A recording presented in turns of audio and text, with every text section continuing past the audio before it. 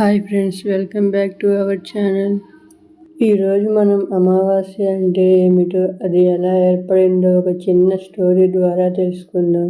అమావాస్య అంటే చంద్రుడి కాంతి కనిపించని రాత్రి. ప్రతి నెల ఒకసారి వస్తుంది. ఇది చంద్రుని కక్ష చలనం మరియు భూమి, చంద్రుడు, సూర్యుడు మధ్య సంబంధం వల్ల ఏర్పడింది. ఇది ఖగోళ శాస్త్రపరమైన విషయం అయినప్పటికీ భారతీయ సాంప్రదాయంలో దీనికి అనేక మతపరమైన పౌరాణిక కథలు ఉన్నాయి.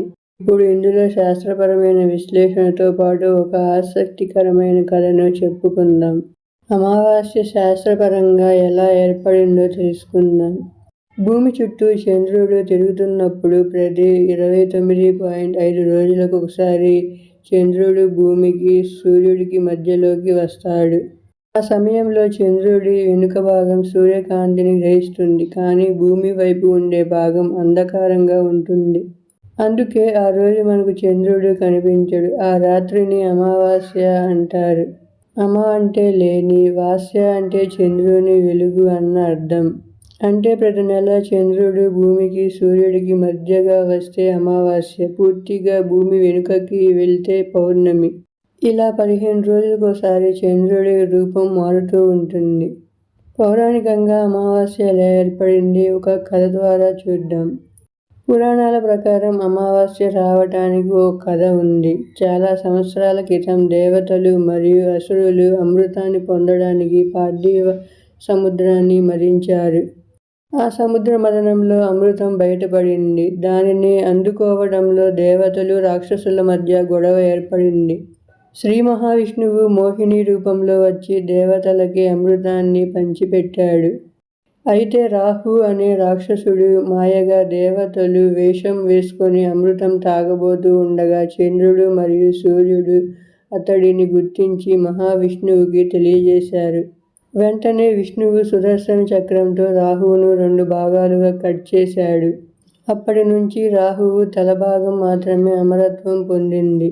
ఈ సంఘటనపై కక్ష పెట్టుకున్న రాహు ప్రతి నెల చంద్రుడిని మరియు సూర్యుడిని మింగే ప్రయత్నం చేస్తాడు.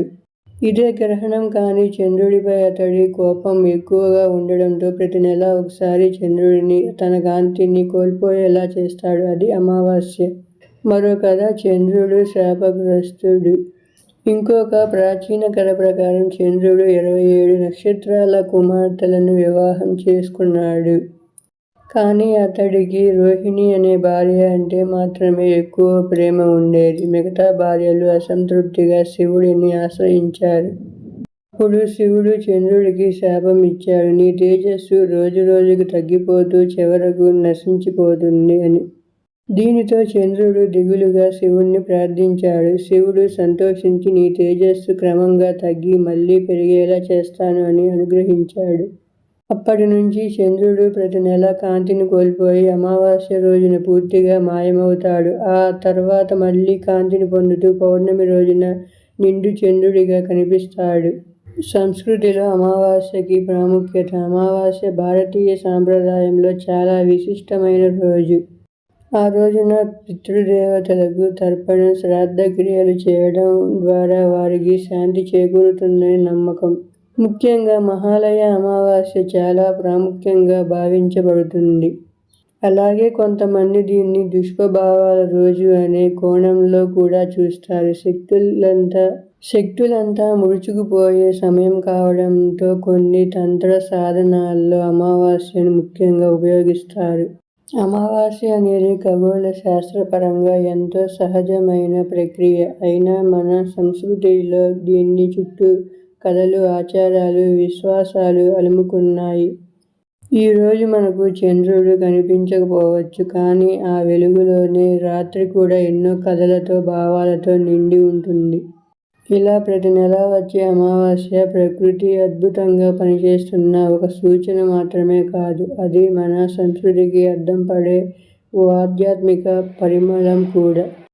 ఈ వీడియో మీకు నచ్చినట్లయితే ఛానల్ని సబ్స్క్రైబ్ చేసుకొని వీడియోకి ఒక లైక్ చేయండి friends. Okay, bye. Thanks for watching.